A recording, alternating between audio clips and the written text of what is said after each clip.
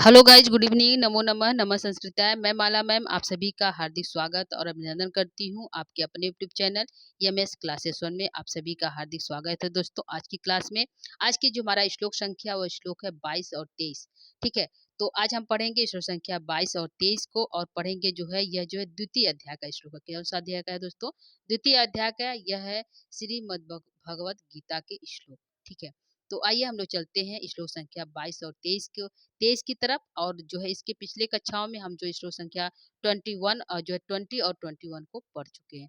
तो इसमें जो है भगवान श्री कृष्ण जो है आत्मा के बारे में लगातार जो है अर्जुन से कह रहे हैं। अर्जुन कहाँ पे है दोस्तों? तो अर्जुन जो है कुरुक्षेत्र में भगवान श्री कृष्ण और जो है अर्जुन जो है दोनों सेनाओं के मध्य में जो है बातें कर रहे हैं। और यहाँ पे अर्जुन जो है युद्ध करने से साफ इनकार कर दिए हैं, जिससे भगवान श्री कृष्ण अर्जुन को समझाते हुए कह रहे हैं कि जिसको तुम मारना चाहते हो वह जो है वास्तव में तुम उसको नहीं मारोगे, क्योंकि आत्मा जो है जो उसके अंदर आत्मा है वह अजर अमर है।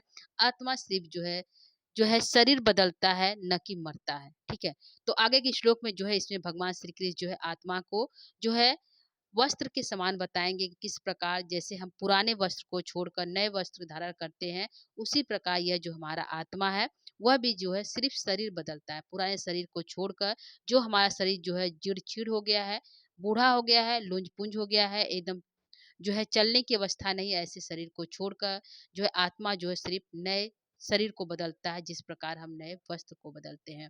तो इसलिए श्लोकों को जो है श्लोक संख्या 22 में बताएंगे और 23 में बताएं कि आत्मा जो जो अजन्मा है, जो है नित्य है, अव्यय है, ऐसे आत्मा को न तो शस्त्र मार सकता है, न तो अग्नि जला सकती है, न तो जल गला सकता है, न ही हवा सुखा सकती है। तो आत्मा के बारे में जो है भगवान श्री कृष्ण जो है अर्जुन को बराबर लगातार इन बातों को बता रहे हैं। तो आइए हम लोग चलते हैं श्लोक संख्या 22 और 23 की तरफ। 20 श्लोक में जो है भगवान श्री कृष्ण यही बताए हैं कि आत्मा न तो जन्मता न तो उसका जन्म होता है, न तो मरता है, और न ही वो भविष्य में जन्म लेगा, न मरेगा, ऐसा कभी भी नहीं होगा। क्योंकि आत्मा अजर है, नित्य है और शाश्वत है, पुराण है। क्योंकि न हन्नते हन्न माने शरीरे, न तो आत्मा को किसी को मारता है, न तो जो है क्योंकि जो शरीर हन्न माने शरीर के मारे जाने पर भी न हन्नते, आत्मा नहीं मरता है। ठीक है, आगे श्लोक में भगवान श्री कृष्ण फिर बोले कि वेदा विनाशी जो है अविनाशीनम नित्यम न एनम अजन्मा अव्ययम कथम स पुरुष पार्थम कथम घातयंती हंतिम कमा। और उन्होंने कहा जो वेद के हे पार्थ हे पृथा के पुत्र अर्जुन, जो वेद के जानकार है, जो ज्ञाता, वह जानते हैं कि आत्मा अविनाशी है, नित्य है, अजन्मा अव्यय है। तो बताओ हे अर्जुन, कैसे इस जो है इस आत्मा को कम घातयति कम अंति, कैसे किसको मरवाता और कैसे किसको मारता है।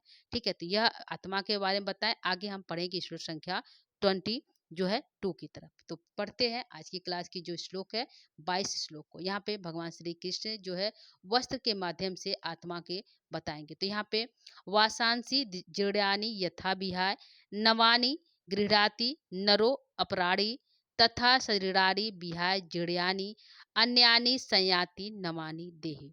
तो भगवान श्री कृष्ण यही कहते हैं कि हे अर्जुन, यह आत्मा कैसा है?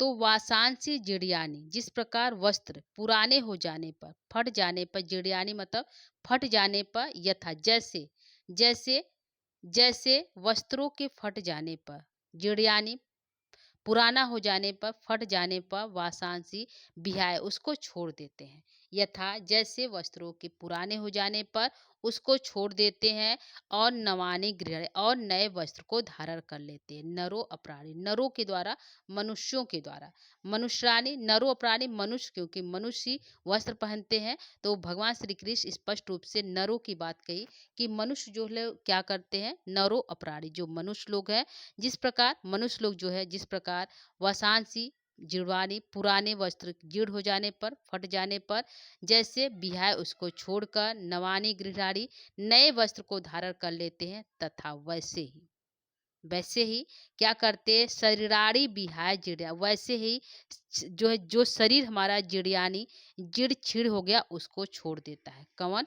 अन्यानी सयाति नमानी देही, जो आत्मा, देही मतलब आत्मा, यह जो आत्मा है उसी प्रकार विहाय छोड़ देता है जड़ यानी शरीर, पुराने शरीर को छोड़कर अन्य यानी दूसरा सयाति नवा दूसरे शरीर को धारण कर लेता है। ठीक है, तो यहाँ पे भगवान श्री कृष्ण स्पष्ट रूप से जो है वस्त्र के माध्यम से देह बदलने की बात कही। तो देही से किसका बोध हुआ? देही से आत्मा का बोध हुआ। ठीक है, और जो है यहाँ पे एक बार फिर देखते हैं, यहाँ पे भगवान श्री कृष्ण यह कहते हैं वासांसी जड़यानी यथा विहाय, जैसे जैसे और तथा वैसे, जैसे नरो अपराणी मनुष्य जो होता है, जो मनुष्य वस्त्र पहनता है, तो जैसे मनुष्य लोग जो है वासांसी जड़यानी पुराने, यदि वस्त्र पुराना हो गया है, फट गया है, तो उसको बिहाय उसको छोड़ देता है, नवानी और नए गृहाति नए वस्त्र को धारण कर लेता है। तथा वैसे ही जो शरीर बिहाय जड़, यदि शरीर हमारा जड़ छीड़ हो गया है, बुढ़ा गया है, लुंज पुंज हो गया है, तो ऐसे शरीर को छोड़कर अन्यानी जो देही है, जो आत्मा है, आत्मा पकड़े रहिएगा दोस्तों, आत्मा जो है वह क्या करता है? अन्यानी संयाति नवानी दूसरे शरीर को धारण कर लेता है।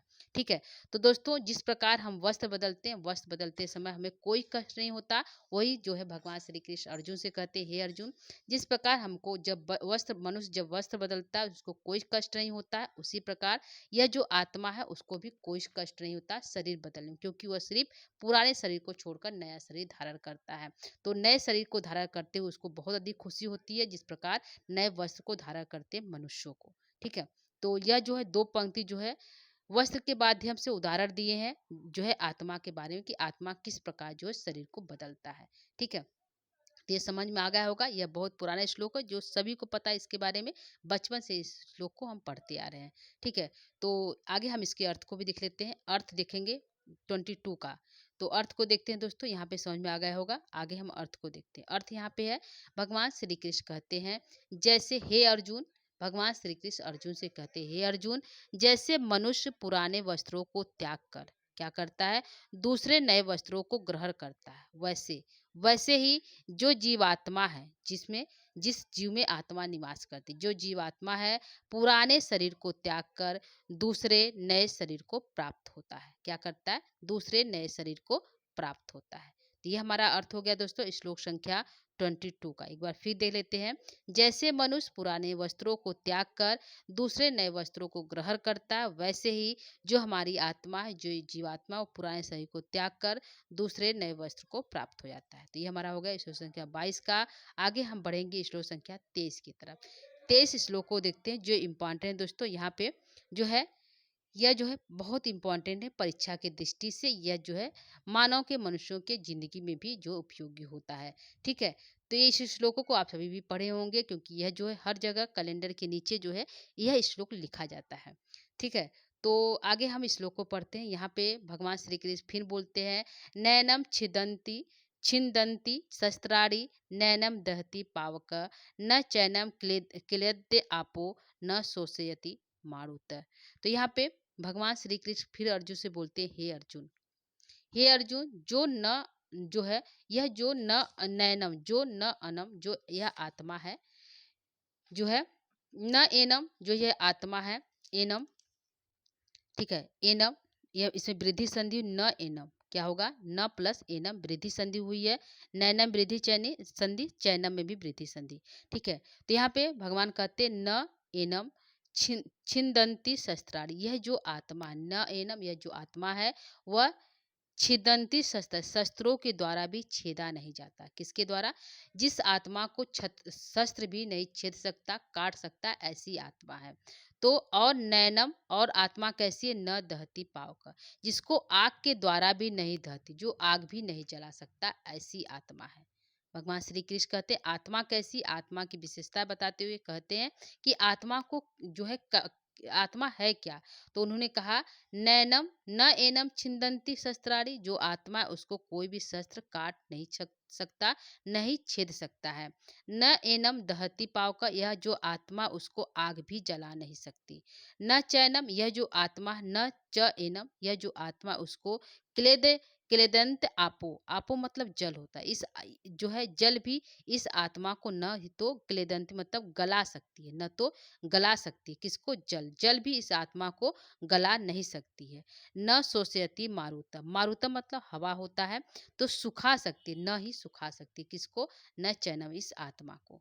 ठीक है, तो भगवान श्री कृष्ण अर्जुन से कहते कि हे अर्जुन, जिसको सोच रहे हो कि हम उसको शस्त्रों के द्वारा मार देंगे, अपने भीष्म पितामह को शस्त्रों के द्वारा मार देंगे, या आग का जो है आग का शस्त्र चलाकर उनको जला देंगे, या फिर जो है जल की वर्षा कर कर उनको गला देंगे, या फिर हवा रूपी शस्त्र को छोड़कर उनको जो है सुखा देंगे, तो ऐसा भी नहीं। क्योंकि यह आत्मा जिसको तुम मारना चाहते हो, जो तुम्हारे सामने खड़ा है युद्ध के लिए, उसके अंदर जो आत्मा है, क्योंकि यह जो है भीष्म पितामह का शरीर मरेगा, आत्मा नहीं मरेगा।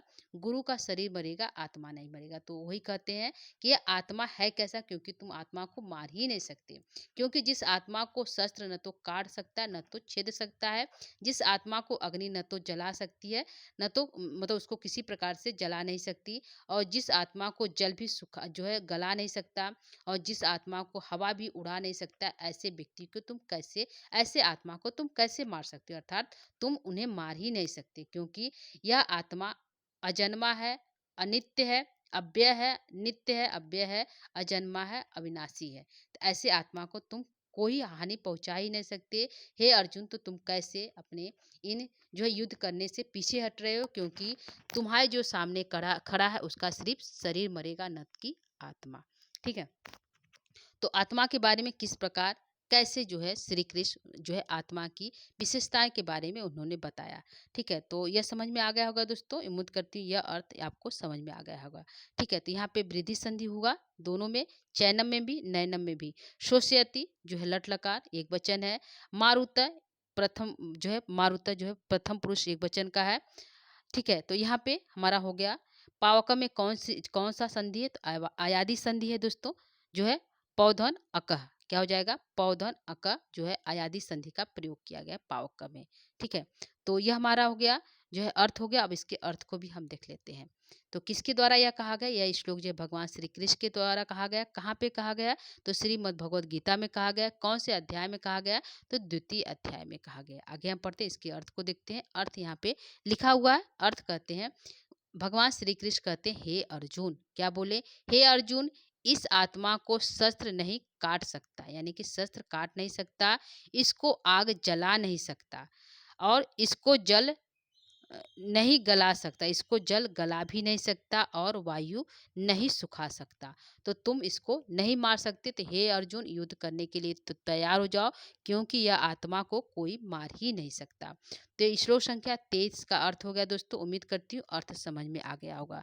ठीक है, तो आज के लिए इतना ही रखेंगे। आगे हम श्लोक संख्या 24 और 25 को पुनः अगली कक्षा में लेकर उपस्थित होंगे दोस्तों। तो आज की क्लास जो है आप लोगों को कैसी लगी जरूर बताइएगा, और जो है आगे क्लास कक्षा देखने के लिए पुनः जो है आप इसको जो है देख सकते हैं अगली क्लास में। तो आज के लिए इतना ही दोस्तों। नमो नमः, नमः संस्कृताय, धन्यवाद, थैंक यू।